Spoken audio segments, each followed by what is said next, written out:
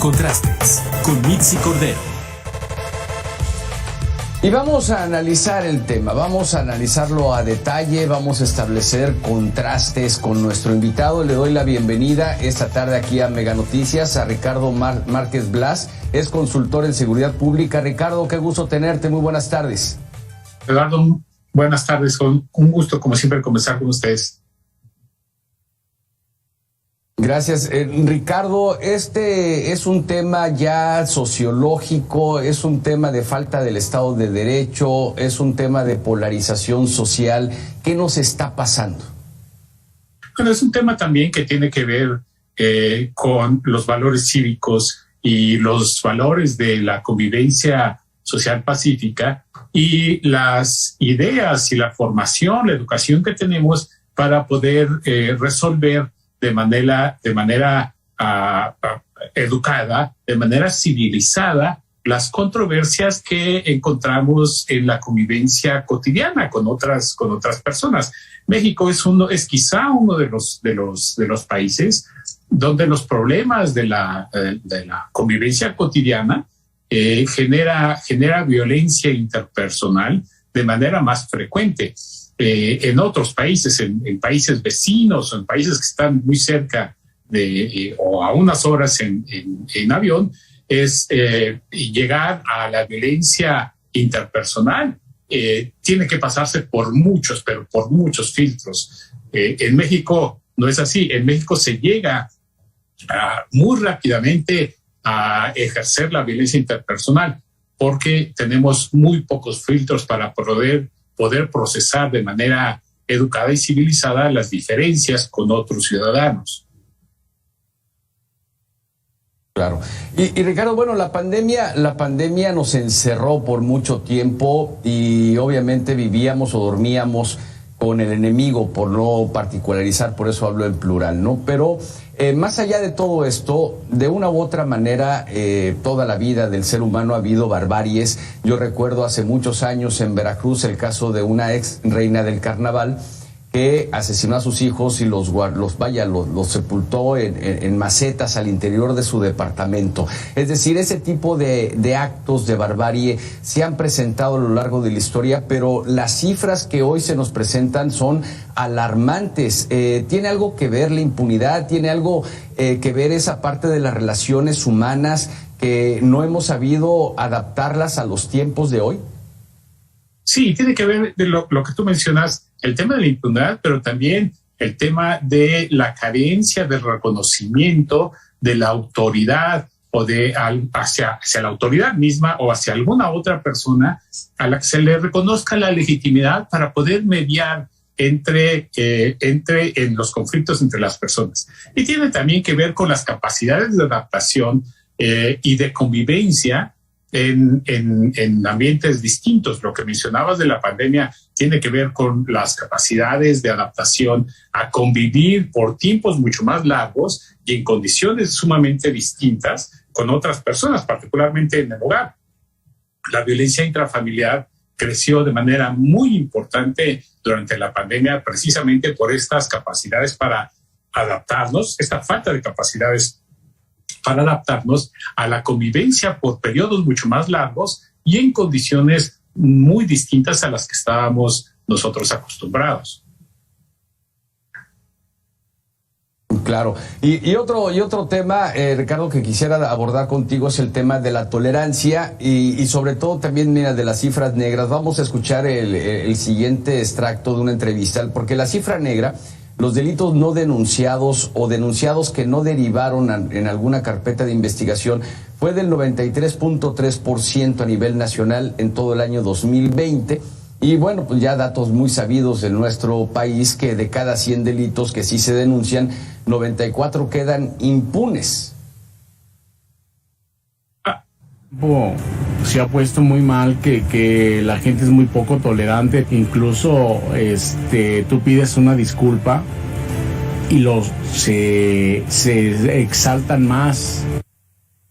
La tolerancia, Ricardo, la tolerancia, ¿será este punto de la impunidad que existe en nuestro país en el que los mexicanos de una u otra manera no confiamos en las fiscalías, las que están encargadas de procurar justicia, como para que los delitos se incrementen y decir, de todas maneras no me va a pasar nada?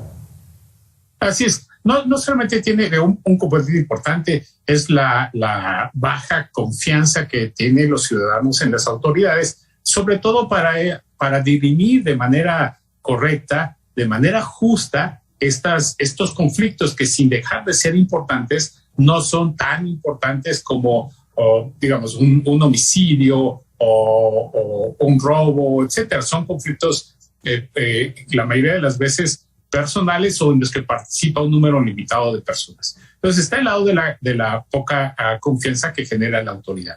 Pero también está el tema de nuestra formación en instituciones del Estado, como las instituciones educativas, donde tenemos una amplia carencia para respetar los derechos y exigir de manera civilizada nuestros derechos y que los demás cumplan con sus obligaciones. Entonces, y además, ahí sí la autoridad tiene parte de la responsabilidad. No contamos con instrumentos que nosotros juzguemos como legítimos para poder procesar estas diferencias. Cuando las diferencias llegan a un punto en el que las personas no lo pueden procesar, la labor de la autoridad es poner a disposición de la sociedad instrumentos que puedan procesar de manera legítima y justa las diferencias entre las personas.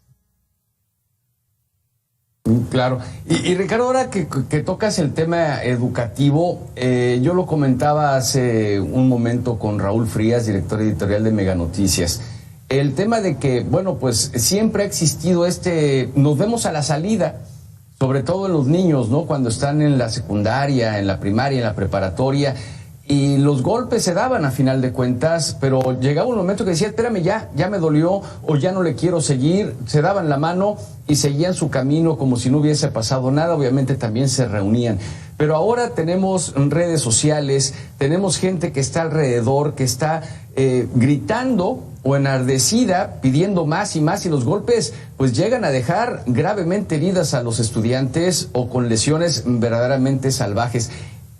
¿Cuál es el punto de quiebre? ¿Tú lo has logrado identificar, Ricardo? Porque yo la verdad no lo he logrado identificar, ese punto de quiebre, cuando la sociedad nos volvimos tan intolerantemente agresiva. Ha habido avances, desde luego, pero nosotros como sociedad y como individuos necesitamos evolucionar hacia grados mayores de tolerancia. Ahora que mencionabas el tema de la escuela, los que tenemos suficiente edad, recordamos cómo nuestros padres incluso permitían de manera expresa, de manera verbal, que los maestros en las escuelas cometieran abusos físicos con los alumnos. O sea, les estaba permitido, los padres permitían a los maestros el ejercicio de abusos, si tú quieres, ligeros o no tan graves, como iban más allá de llamar la atención. Ahora esa cosa ya se ha superado. Eso ya no pasa ahora. Ya los padres no consideran legítimos que los maestros ya ejerzan algún tipo de reprimenda física sobre los alumnos. Pues hemos avanzado por ahí. Pero hay otros aspectos, tanto en el nivel de la formación familiar como en el nivel de la formación cívica de las escuelas, en el que no hemos avanzado o seguimos estancados, igual que hace 50, 60 años, como el hecho de el hecho de nos vemos a la salida. Eso es un síntoma, uno de los rasgos de sociedades francamente atrasadas, de sociedades primitivas y que no han podido evolucionar hacia valores cívicos, donde el valor de la convivencia pacífica es uno de los principales valores. Así es. Y Ricardo, otro tema también, la inclusión, porque ahora lo que vemos gracias a las redes sociales incluso es que los pleitos ya no nada más se dan entre hombres, sino también entre mujeres, y vaya que se sueltan buenos golpes. Sí, eso era una cosa, hasta donde yo puedo recordar, era una cosa impensable en tiempos pasados. Entonces, claramente ha habido niveles de involución en algunos de estos aspectos y creo que tiene que ver con distintos asuntos. La falta de confianza en la autoridad, la formación insuficiente y deficiente en el seno familiar y también la insuficiente cultura cívica que se imparte en las escuelas. En estos tres sería suficiente reforzar los valores de la convivencia pacífica, el respeto a los demás, para que tuviéramos niveles de convivencia pacífica mucho mejores, como en sociedades como en Dinamarca, Japón, Noruega, donde el ejercicio de la violencia física es extremadamente extraño. Claro, y castigado cuando se llegase a dar. No, pero fíjate, Ricardo, no sé si coincidas conmigo, pero estamos en un momento en nuestra sociedad mexicana en el que papá, mamá te dicen, por la situación económica, yo tengo que trabajar, papá tiene que trabajar, mamá tiene que trabajar, así que están fuera de casa, los abuelos no están, está mucho tiempo el niño solo, pero llegan a la escuela y dicen, es que yo no soy ni el papá ni la mamá. Aquí vienen a la escuela a aprender y yo no me dedico a educar porque de eso que se dediquen en casa. Pero a la postre tenemos una bola de nieve que está creciendo demasiado, ¿no crees? Oh, esa es una irresponsabilidad por donde quiera que se le vea. Y tienes toda la razón. Y es una pérdida, es un extravío de los valores principales que deben guiarnos en la vida. El principal valor está en el bienestar de nuestras familias y en que encuentren la manera más adecuada de poder ser feliz en las distintas etapas. Claramente, si eso presiona las condiciones económicas, las condiciones de trabajo, etcétera, claramente tiene que haber una definición de prioridades y esta definición de prioridades tiene que estar del lado de las personas, del lado de los seres humanos. Claro, ¿no? Y olvidarnos del pretexto más usado en México desde mi punto de vista es que el pretexto se llama es que estoy ocupado, es que no tengo tiempo, es que tengo mucho trabajo y a final de cuentas hemos olvidado una gran tarea que es el de orientar a nuestros hijos y de ver a la familia como el núcleo de toda actividad social humana. ¿Y qué tanto, Ricardo, te pregunto, vamos a ver unas estadísticas y unos datos, tiene que ver también la parte de la geografía, el contexto en el que se están desenvolviendo los seres humanos y se han incrementado las violencias? Hoy el estado de Guanajuato, por ejemplo, es uno de los estados más violentos de los años recientes. En el estado de Guanajuato, los delitos menores de mayor ocurrencia y sus sanciones. Las lesiones de 5 a 20 jornadas de trabajo en favor de la comunidad y hasta 15 años de prisión. Amenazas, 6 meses a 2 años de prisión y 5 a 20 días de multa. Los daños, de 10 a 50 días de multa y hasta 5 años de cárcel. ¿Este tipo de sanciones inhiben el delito, inhiben a los delitos menores o mayores? Sí, claro, lo que tú mencionas es una cosa muy importante. El contexto es una variable muy, pero muy importante para determinar el comportamiento de las personas. Y las otras, como ya lo mencionabas, y lo mencionábamos aquí, es la formación familiar y la formación cívica que se recibe en las escuelas. En la combinación de estos tres tiene que el individuo de la combinación de estos tres desarrolla habilidades y desarrolla capacidades de adaptación que le permiten ser funcional en los distintos ámbitos. Claramente, si es un joven que va a una escuela donde hay un alto nivel de agresión entre los alumnos, esta persona, para sobrevivir, digamos, para poder llevar una vida relativamente normal, tiene que desarrollar capacidades de protección. Pero una cosa es desarrollar estas capacidades que le permitan sobrevivir, estas capacidades de protección, y otra que avance en esta distorsión del comportamiento, avance hasta que tener un comportamiento que sea agresivo con los demás compañeros, con los demás familiares en casa y con las demás personas con las que tiene que convivir. Claro, entonces sí depende obviamente mucho del contexto. Yo vuelvo a caer en la parte educativa porque terminamos a descontextualizar la educación en nuestro país y queremos que la gente se comporte y aprenda de la misma manera en el norte que en el sur, en la montaña, que en el desierto, y no hemos logrado engranar, a final de cuentas, un escenario educativo contextualizado a una realidad social. Y han sido muchas variables, y han sido muchos factores los que nos has platicado ahora esta tarde. Y también me gustaría preguntarte entonces, ¿cómo le podríamos dar la vuelta?